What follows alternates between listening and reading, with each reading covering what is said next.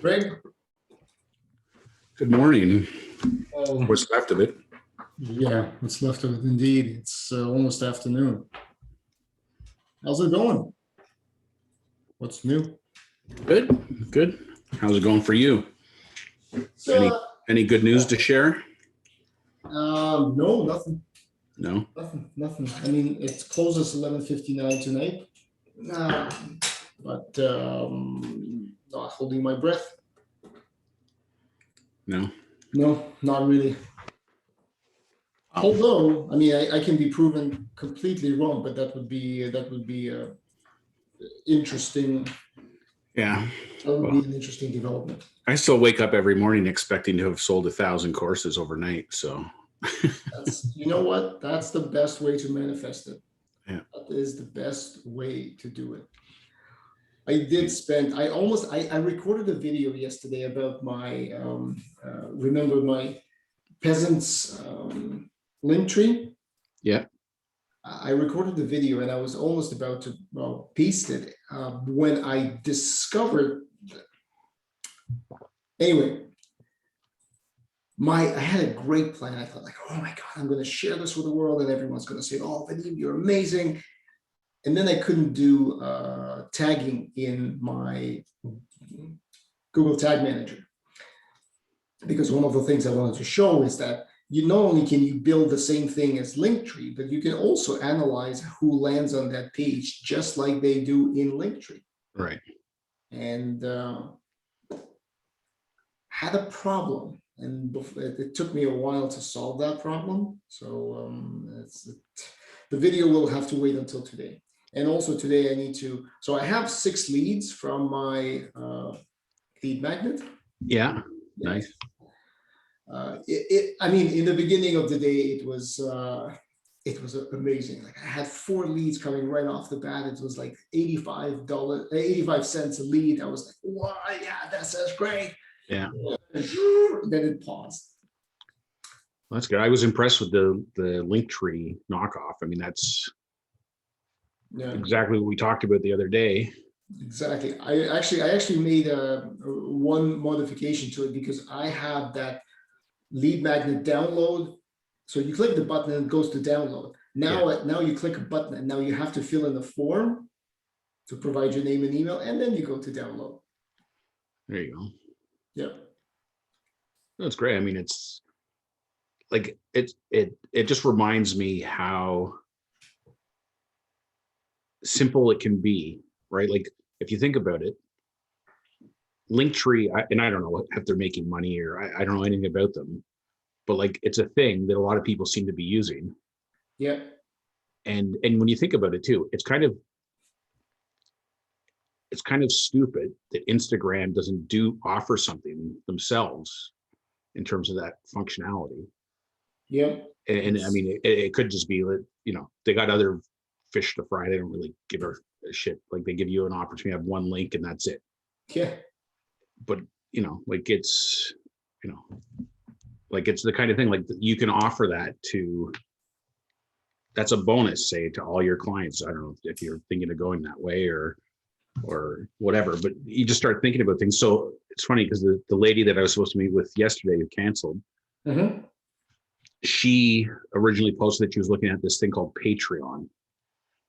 So I looked it up and I couldn't figure out what is it, because it's like for creators and it's supposed to give you a platform to, and I'm thinking like, do they give you like, because they're barely asking for any money. It's like, I don't know, the biggest share is like 12% plus whatever the transaction fee is, which you got to pay no matter who you go with. But apparently like they give you a page, it's kind of like almost exactly what I had envisioned for my partnership course, where they're using their website and you get a page and you can post things on your page. I mean, it's more automated than what I was doing because I still would have had to manually intervene to create stuff for people. They couldn't edit things directly, but they're just creating another platform and then allowing people to, and I think they basically what they offer is like a thinned out platform and then a way of charging people for monthly memberships that they take a cut of, That's it. and that's it. Like it's, I don't know. It just reminds you how many opportunities there are. So anyway, like it makes my pricing look out to lunch, because what I was asking for is $10 a month, so $120 up front. That's just to set up your page, and then depending on how much work I have to do to support your courses or whatever your content is, it's a sliding scale of rev share. I think the low end is 15%, and it's up to 50% depending on how much effort I have to make. But I decided, like, I can't do, like, I'm not even making money at that. So if that's too much for people, then I guess I won't be doing it. But that's for them to decide. Yeah. It's a great, one of the lessons I learned last week in my coaching call thing was you don't have to do their thinking for them. Make them an offer and let them decide if they want to work with you and if it's worth it. And if they can afford it, you don't have to decide that for them. Set your price based on what you're comfortable with, and if it works for people, then it works. If not, then you just got to find the right people. It's true. That's true. That is true. Where to from here, my friend? What's that? Where to from here? What's the next step? What's the next step? Well, for me, I mean, my next step is just keep doing what I'm doing. I just wrote my Thursday thought script that I got to record either today or tomorrow, talking about my filling the experience gap. So I finished editing my episode with Reynolds and sent it to him last night. Okay. So yeah, so I'm this week I'm talking about just that series and why I do it and whatnot. Anyway, just it kind of, I don't know. It's funny because there's a post. I've got a kind of a warm-up call to my 1 o'clock call at 12:30, but the guy posted today about happiness, and he posted a blog post that he'd been on there's some blog called Primal Happiness or something, and he was interviewed on it. He's just talking about happiness, and it's basically just, you know, the whole notion of the three principles and the principles behind his program Clarity is like you don't need anything to be happy. You don't, you know, people get caught up in the I'll be happy when game. Like I'll be happy when I sell 1,000 courses, or I'll be happy when I get a bigger house, or I'll be happy when I get a motorcycle, or I'll be happy when I get a Camaro. All things that I've done that didn't really make me happy in the end. He talked about it the other day too. He said, you know, if having $10 million was the secret to happiness, then every millionaire, billionaire, celebrity, et cetera, would all be happy. But the reality is they're not. They're not. So you can we forget that. We forget that. That's true. So you can dismiss that right off the bat. Anyway, so it basically said, you know, you don't have to do anything to be happy. It's built in. Like the reason you're not happy is being happy is subtractive. It's not additive.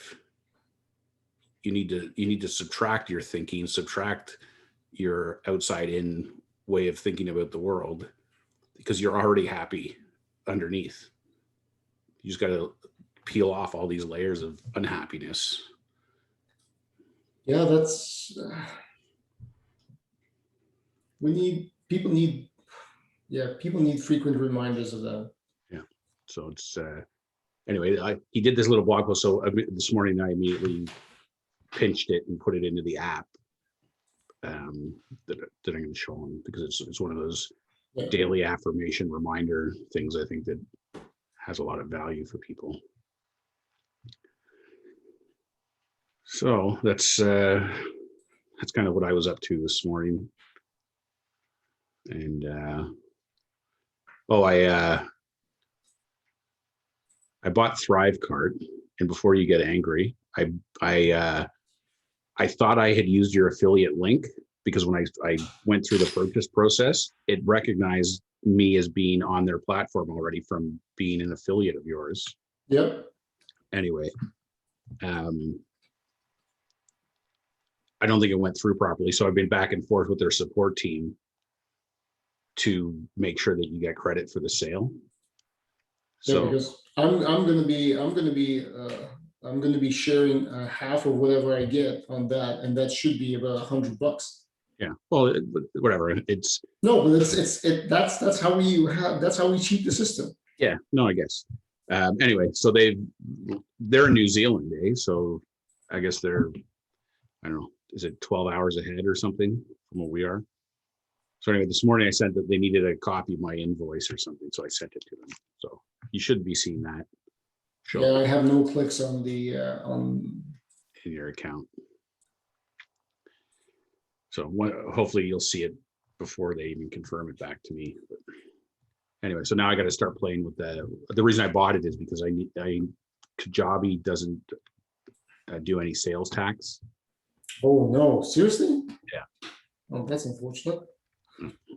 Yeah, I can. If you need any kind of help, I mean, you'll figure it out. It's they've made it beautiful. It's Yeah, just I've been through one, like trying to set up one checkout. yep. So I still got to get my head around the whole downsells and bumps and all this stuff that they allow you to do. But the page looks so much better and so much more legit than what Kajabi checkout looks like. The last piece I got to figure out, I got to subscribe to Zapier now, because when somebody buys from Thrivecart, I need it to use Zapier to integrate with Kajabi to grant them access to the course. It doesn't have a native integration. No, not from what I could tell from all the stuff I've been reading on Facebook about it. Oh, that's unfortunate. So, well, it's just another cost of doing business. Yeah. Oh, that's unfortunate. So that's the only, like, once I zap in the purchase to grant them access, then all the other automations can kick in within Kajabi, like all the email sequences and stuff. Of course. Oh, and I did my post today for my interview simulator. And as I've been doing posts on Facebook for the last few weeks, I keep getting this prompt, do you want to boost? You could reach this many people if you boost your post. Yeah. So I finally clicked on it today just to see what it said. And it was like for $25, whatever. So I thought, oh, I'll try it. What the hell? What's $25? And then they rejected my my post because they said it's this post seems to be related to a job opportunity. So it's not, because it's for job interview skills. So anyway, I've submitted the button. I clicked the button for them to review it, because I shouldn't be classified under what they call a special category.